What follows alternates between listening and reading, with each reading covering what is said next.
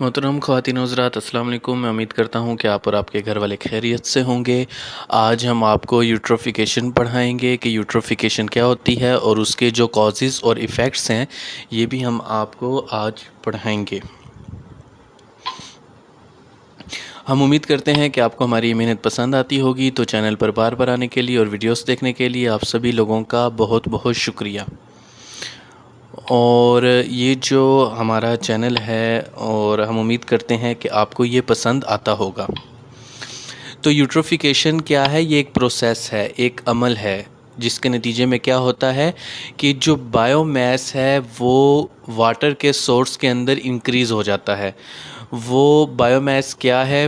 وہ الجائی ہو سکتا ہے، وہ فنگس ہو سکتا ہے، وہ کچھ بھی ہو سکتا ہے، کسی بھی قسم کا بائیو میس ہو سکتا ہے جو کہ واٹر کے اندر انکریز ہو جاتا ہے۔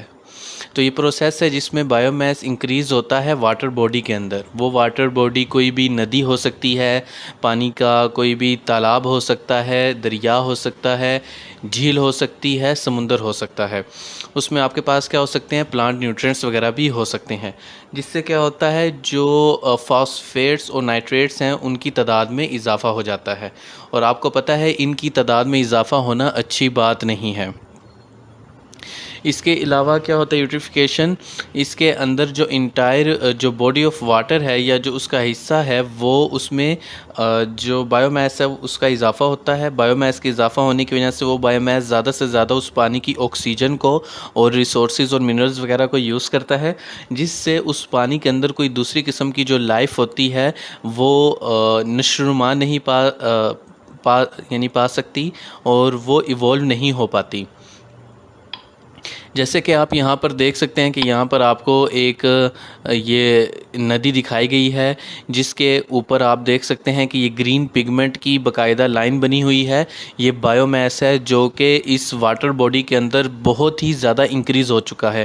خیر اس تصویر کے اندر تو جو آپ کو ندی دکھائی گئی ہے وہ تو اس حالت میں ہے کہ وہاں پر کوئی زندگی ایوالو اب نہیں کر سکتی، اس پانی کی حالت ایسی ہو چکی ہے۔ اور اسی عمل کو، اسی پروسیس کو جس نے اس پانی کو، اس واٹر باڈی کو، اس ندی کو اس طرح بنایا ہے، اسی پروسیس کو ہم یوٹروفیکیشن کہتے ہیں۔ تو یوٹریفیکیشن میں ہمارے پاس دو قسم کے کازز ہیں۔ ایک ہمارے پاس نیچرل کاز ہے، یعنی کہ وہ عوامل جو کہ قدرت کی طرف سے وقوع پذیر ہوتے ہیں، نیچرل ہوتے ہیں، اور دوسرا اینتھروپوجینک ہے، یعنی کہ ہیومن ایکٹیویٹیز۔ سب سے پہلے ہم دیکھتے ہیں نیچرل کازز کے اندر، تو سب سے پہلے ہے بائیو جیو کیمیکل سائیکلز، مطلب کہ جو ہمارے پاس بائیو جیو کیمیکل سائیکلز ہیں، مثال کے طور پر ندی ہے، اس کے آس پاس جھاڑیاں ہیں، درخت ہیں، اور مختلف قسم کی جو پلانٹ سپیشیز ہیں وہ پائی جاتی ہیں، تو اس کے اندر جو ان کا سائیکل ہوتا ہے اور اس سائیکل کے دوران ان کا اس ندی نالے کے اندر گر جانا وغیرہ وغیرہ۔ پھر ہمارے پاس ہے سیڈیمنٹیشن ڈائنامکس، مطلب کہ وہ جو آرگینک میٹیریل ہے وہ جو پانی کے اندر مکس ہوتا ہے اس کو سیڈیمنٹیشن ڈائنامکس کہتے ہیں۔ اور پھر گراؤنڈ واٹر سیپیج ہے۔ اس کے علاوہ ہمارے پاس نیچرل رن آف ہے۔ اس کی مثال آپ ایسے لیں کہ ایک ندی نالی ہے جس کے اندر یوٹریفیکیشن بہت زیادہ ہو چکی ہے، وہ کسی دریا کے اندر شامل ہو جاتی ہے۔ اب اس دریا کے اندر بھی جو یوٹریفیکیشن کا پروسیس ہے اس میں اضافہ ہو جائے گا۔ اب وہ جو دریا ہے وہ آگے جا کے کسی سمندر میں گرتا ہے، تو وہ جس سمندر میں گرے گا وہاں پر اپنے ساتھ یہ یوٹریفیکیشن کا پروسیس لے کر جائے گا، تو اسے نیچرل رن آف کہتے ہیں۔ اور اس کے علاوہ اگر آپ اینتھروپوجینک کازز کو دیکھیں تو ہمارے پاس ایگریکلچر رن آف ہے۔ ایگریکلچر میں ہم مختلف قسم کے جو کھادیں ہیں فاسفیٹ کی، نائٹریٹس کی، ان کو استعمال کرتے ہیں، اور جب وہ پانی کے ساتھ مکس ہو کر آس پاس کے ندی نالوں میں جاتی ہیں تو وہاں پر گرین پگمنٹ وغیرہ کو اگنے میں آسانی ہوتی ہے۔ اس کے علاوہ انڈسٹریل رن آف ہے، تو وہی انڈسٹری سے نکلنے والے کیمیکل بھی یہ کام کر سکتے ہیں۔ پھر ریزیڈینشیل رن آف ہے، جیسے کہ ہیومن فیسز وغیرہ ہوتا ہے اس کا پانی وغیرہ میں شامل ہونا، اور اس سے یوٹریفیکیشن کا پروسیس کیا ہوتا ہے؟ تیز ہو جاتا ہے۔ اس کے علاوہ ریکریشنل ایکٹیویٹیز ہیں، اور ان کی وجہ سے بھی جو یوٹریفیکیشن کا پروسیس ہے اس میں اضافہ ہوتا ہے۔ اس کے ایفیکٹس کیا ہیں؟ اس سے جو الگل بلوم ہے، اسپیشلی ہارمفل الگل بلوم ہوتا ہے جسے ہیبس بھی کہتے ہیں، جو کہ ٹاکسک پانی کو کر دیتا ہے، اور پانی جب ٹاکسک ہو جاتا ہے تو وہ کسی بھی قسم کی اسپیشی کے لیے ٹھیک نہیں رہتا۔ اس کے علاوہ ان کنٹرول گروتھ ہوتی ہے مائکروسائٹ کی، اور جس کی وجہ سے جو آرگینک میٹیریل ہے اور ان آرگینک پلیوٹنٹس ہیں ان میں بہت زیادہ اضافہ ہوتا ہے، اور جو پانی ہے وہ زندگی کے لیے کافی نہیں رہتا، وہ کسی بھی ایکٹیویٹی کے لیے جو اویلیبل ہے وہ نہیں رہتا۔ واٹر کوالٹی خراب ہو جاتی ہے، اور جس سے جو سروائیول ریٹ ہے ایکویٹک لائف کا، کمیونٹیز کا، مطلب مچھلیاں، مینڈک اور مگرمچھ وغیرہ وغیرہ وغیرہ، ان میں بھی بہت زیادہ کمی دیکھنے کو ملتی ہے، اور خاص طور پہ وہ ایکواٹک لائف جو کہ صاف پانی میں رہنے کے عادی ہوتے ہیں وہ بالکل ہی وہاں پر ناپید ہو سکتی ہیں۔ اور اس کے علاوہ اس سب سے کیا ہوتا ہے، ایکو سسٹم کا نقصان ہوتا ہے، اور جب لاس آف ایکو سسٹم ہوتا ہے تو اس سے ڈائریکٹ نیچرل سائیکلز ڈسٹرب ہوتے ہیں۔ تو آپ یہاں پر ویڈیو کو پاز کر لیں اور اس کے جو کازز ہیں جن میں نیچرل اینتھروپوجینک ہیں ان کو بھی نوٹ کر لیں، اور اس کے ایفیکٹس کو بھی اچھے طریقے سے نوٹ کر لیں۔ تو اس کے علاوہ جو پوائنٹ اور نان پوائنٹ سورسز ہیں، جیسے ہمارے پاس پوائنٹ سورسز ہیں وہ ویسٹ واٹر ہے، وہ رن آف ہے، وہ اینیمل جو ہے اس کا ویسٹ ہو سکتا ہے، اور وہ جو آپ کے پاس گٹر وغیرہ کا پانی ہے وہ شامل ہو سکتا ہے۔ اور نان پوائنٹ کے اندر آپ کے پاس ایگریکلچر ہے، اربن رن آف ہے، ایٹماسفیرک جو آپ کے پاس ڈیپوزیشن ہے، مثال کے طور پر ہوا ہے، اس کے اندر سلفر، لیڈ اور نائٹریٹس وغیرہ شامل ہیں، اور وہ ہوا جب پانی سے اوپر سے گزرتی ہے اور پانی کے ساتھ ٹچ ہوتی ہے تو اس کے اندر جو کیمیکل موجود ہیں وہ واٹر کے اندر ڈیزولوز ہوتے ہیں، اور اس کی وجہ سے وہاں پر بھی پولیوشن میں اضافہ ہوتا ہے۔ تو آپ یہاں پر بھی اس سلائیڈ کو پوز کر کے اس کو اچھے طریقے سے اسٹڈی کر سکتے ہیں۔ تو آپ یہاں پر دیکھ سکتے ہیں کہ فرٹیلائزرز ہے، رن آف ہوتا ہے، اس سے وہ پانی کے اندر جاتے ہیں، اس سے جو الگائی بروم ہے وہ دیکھنے کو ملتا ہے، اور الگائی جو ہے فوٹوسینتھیسس کے عمل کو یوز کرتے ہوئے، پانی کے ریسورسز کو استعمال کرتے ہوئے اپنی جو کمیونٹی ہے اس کو پھیلاتی رہتی ہے، جس سے وہاں پر جو پھر پانی کے اندر کی جو مختلف سپیشیز ہیں، وہاں پر جو جڑی بوٹیاں وغیرہ ہیں اور جو مچھلیاں وغیرہ ہیں ان کو نقصان پہنچتا ہے۔ آپ اس کو یہاں پر سمجھ سکتے ہیں اس تصویر کو دیکھ کر۔ آپ یہاں پر دیکھ سکتے ہیں کہ کس طرح گندا پانی مچھلیوں کے لیے نقصان دہ ہوتا ہے۔ آپ یہاں پر ایک مری ہوئی مچھلی دیکھ سکتے ہیں جو کہ یوٹروفیکیشن کی وجہ سے پانی کے اندر سانس نہیں لے پا رہی تھی۔ تو جب پانی کے اندر آکسیجن کی کمی ہو جائے گی تو وہاں پر جو پانی کی جو سطح ہے اس کے اوپر جو جاندار ہیں وہ مرنا شروع ہو جائیں گے، اور اس کے علاوہ جو اس کے اندر مختلف سپیشیز ہیں، مچھلیوں کی مختلف سپیشیز ہیں، جب ان کو سانس لینے کے لیے پانی کے اندر آکسیجن نہیں ملے گی تو وہ بھی وہاں پر مر جائیں گی۔ آپ دیکھ سکتے ہیں کہ یوٹروفیکیشن پانی کو کتنا زیادہ گندا کر دیتا ہے۔ آپ یہاں پر اس کو اچھے طریقے سے دیکھ سکتے ہیں۔ تو یوٹروفیکیشن کا پروسیس آپ کو بتایا گیا ہے کہ نائٹروجن اور فاسفورس کا اضافہ ہوتا ہے، جس کی وجہ سے الگائی بلوم دیکھنے کو ملتا ہے۔ الگائی بلوم کی ایک لیئر پانی کی سرفس کے اوپر آ جاتی ہے، جس سے اور وہ پانی کے جو ریسورسز ہیں، جو پانی کے اندر منرلز ہیں اور آکسیجن ہے، ان کو میکسیمم یوز کرتے ہیں، اور اس سے جو پانی کے اندر ان کی اپنی ایک ایکواٹک لائف ہے وہ ڈسٹرب ہوتی ہے۔ آپ یہاں پر اس کو دیکھ سکتے ہیں۔ تو کازز اینڈ ایفیکٹس آف یوٹریفیکیشن یہاں پر آپ کو پھر سے دکھائے گئے ہیں کہ اس سے بی او ڈی انکریز ہو جاتی ہے، یعنی کہ بایولوجیکل آکسیجن ڈیمانڈ انکریز ہو جاتی ہے، اور بی او ڈی اور سی او ڈی اور سی او ہم آپ کو آگے پڑھائیں گے تفصیل کے ساتھ۔ تو آپ یہاں پر اس کو اچھے طریقے سے پاز کر کے نوٹ کر سکتے ہیں۔ اور یہاں پر جو کانسیکوینسز آف یوٹریفیکیشن ہے یہاں آپ دیکھ سکتے ہیں کہ اس سے سلفائڈ اور H2S میں اضافہ ہوتا ہے، آپ یہاں پر دیکھ سکتے ہیں، اور اس سے آپ کے پاس جو بایو میس ہے اس کے اندر اضافہ تو ہوتا ہے لیکن جو ایکو سسٹم ہے اس میں کمی ہو جاتی ہے، اور یہ جو ٹربیڈی ہے واٹر کی، یہ ایک پراپرٹی ہوتی ہے، اس میں اضافہ ہو جاتا ہے۔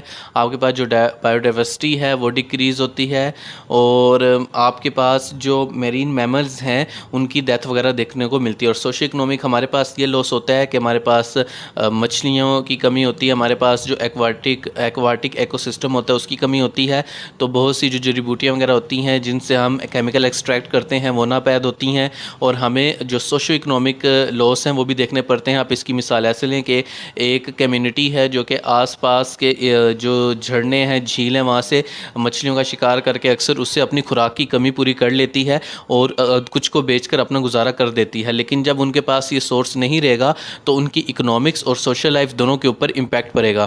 تو یہاں سے آپ چیزوں کو لنک کر کے ان کو اچھے طریقے سے اسٹڈی کر سکتے ہیں۔ آپ اس سلائیڈ کو پوز کر کے ان چیزوں کو نوٹ کر سکتے ہیں۔ اس کے علاوہ جو کانسیکوینسز آف یوٹریفیکیشن ہے وہ فوڈ چین کو ڈسٹرائے کر دیتی ہے۔ یہ میں آپ کو پہلے بتا چکا ہوں کہ پچھلی سلائیڈ کی مثال کے اندر کہ جو آپ کے پاس سوشو اکنامک ایکٹیویٹیز ہیں وہ کم ہوتی ہیں، فوڈ چین ایسے ڈسٹرب ہوتی ہے۔ مثال کے طور پر زمین کی سطح کے جو نیچے ہیں وہاں پر کچھ پودے اگے ہوئے ہیں جو کہ سمندری پودے ہیں، ان کو چھوٹی مچھلیاں وغیرہ کھاتی ہیں، پھر ان کو بڑی مچھلیاں کھاتی ہیں، اور اس طرح ایک سائیکل چل رہا ہے۔ لیکن جب الگائی بوم ہوگا اور وہ سرفیس کے اوپر سے ڈھک دیں گے تو وہاں پر سورج کی روشنی نہیں پہنچ سکے گی، وہ جو جاندار ہیں یعنی کہ جو سمندری پودے وغیرہ ہیں وہ مرنا شروع ہو جائیں گے۔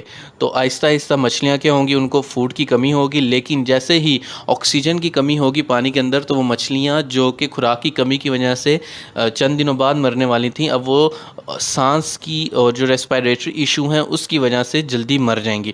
اس سے کیا ہوگا، اس سے جو وہ آس پاس کے لوگ ہوں گے، جو کمیونٹی ہوگی، ان کے اوپر ڈائریکٹ امپیکٹ پڑے گا۔ تو آپ یہاں پر ان چیزوں کو دیکھ سکتے ہیں، سلائیڈ کو پوز کر کے اس کو اسٹڈی کر سکتے ہیں۔ تو آپ یہاں پر دیکھ سکتے ہیں کہ ہائی نیوٹرینٹس ریلیز ہوتے ہیں، اس کے بعد ہائی نیوٹرینٹس ریلیز کی ہونے کی وجہ سے ہائی الگائی بلوم ہوتا ہے، اس سے کیا ہوتا ہے ہائی آرگینک میٹر پانی کے اندر بنتے ہیں، اس سے کیا ہوتا ہے اینوروبک آپ کے پاس سسٹم ہوتا ہے، اور اس سے پھر کیا ہوتا ہے ہائی نیوٹرینٹ ریلیز ہوتے ہیں، اور یہ ایک سائیکلک پروسیس ہے، اور ایک دفعہ یہ سائیکلک پروسیس شروع ہو جائے تو اس سے مچھلیاں اور ہر قسم کے جاندار مرنا شروع ہو جائیں گے، اور اس سے فائدہ صرف جو الگائی کمیونٹی ہے صرف اور صرف اس کو ہی پہنچے گا۔ تو یہاں ٹائپس آف یوٹروفیکیشن آپ دیکھ سکتے ہیں، ایک آپ کے پاس نیچرل یوٹروفیکیشن ہے اور ایک آپ کے پاس کلچرل یوٹروفیکیشن ہے۔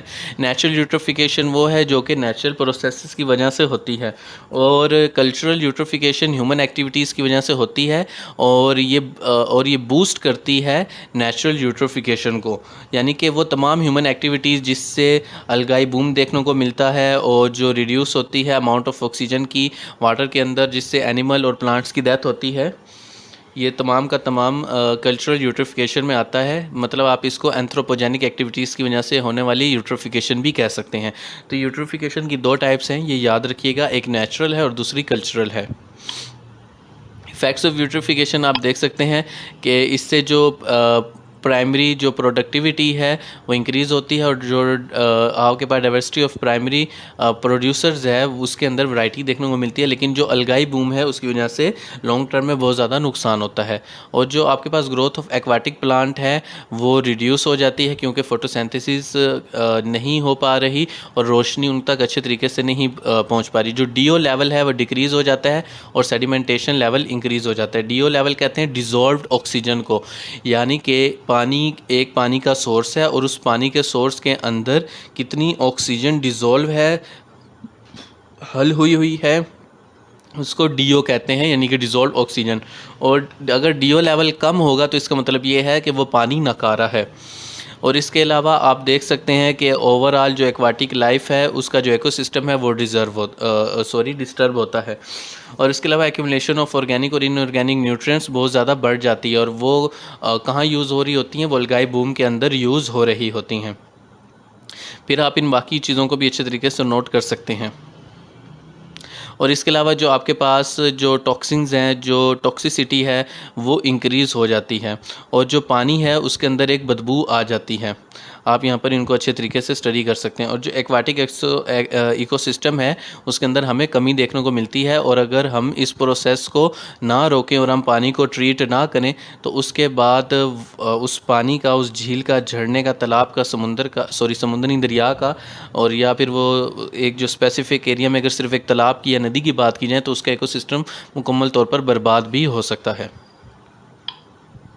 یہاں پر کنٹرول آف یوٹروفیکیشن ہے، ہم یہاں پر دیکھ سکتے ہیں، اور ہم ہیومن ایکٹیویٹیز کی کر کے اس کو سلو کر سکتے ہیں۔ مثال کے طور پر ہم اپنی جو انڈسٹریل ایکٹیویٹیز ہیں وہاں پر ریگولیشن کر سکتے ہیں، ایگریکلچر ایکٹیویٹیز میں ریگولیشن کر سکتے ہیں، اور ہم ہر 3 مہینے بعد، یا اگر ہم غریب ملک ہیں تو ہر 6 مہینے بعد جو ندی نالے ہیں ان کی صفائی کے لیے بجٹ مختص کر سکتے ہیں، جس سے یوٹروفیکیشن کا پروسیس سلو ہو جائے گا اور اس سے ہمیں لانگ ٹرم میں فائدہ پہنچے گا۔ اور یہاں پر جو باقی کنٹرول ہیں یوٹروفیکیشن کرنے کے، آپ ان کو یہاں پر ویڈیو کو پاز کر کے اس کو نوٹ کر لیں، آپ ان سب کو بھی لکھ سکتے ہیں۔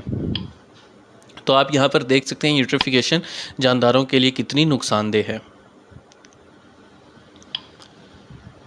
اور آپ دیکھ سکتے ہیں یہ مچھلیاں کس طرح سے مری پڑی ہیں بیکاز آف یوٹروفیکیشن، اور یہ جو گرین پگمنٹ ہے، یہ جو پانی کی سطح کے اوپر اگا ہوا ہے، اس نے پانی کے اندر کی ساری آکسیجن یوز کر لی ہے، جس کی وجہ سے مچھلیوں کے لیے آکسیجن ہی نہیں بچی اور وہ بیچاری مر گئی ہیں۔ اس سے جو پانی کا جو ایکو سسٹم ہے وہ پورا کا پورا برباد ہو جاتا ہے۔ آپ یہاں پر اس کو دیکھ سکتے ہیں۔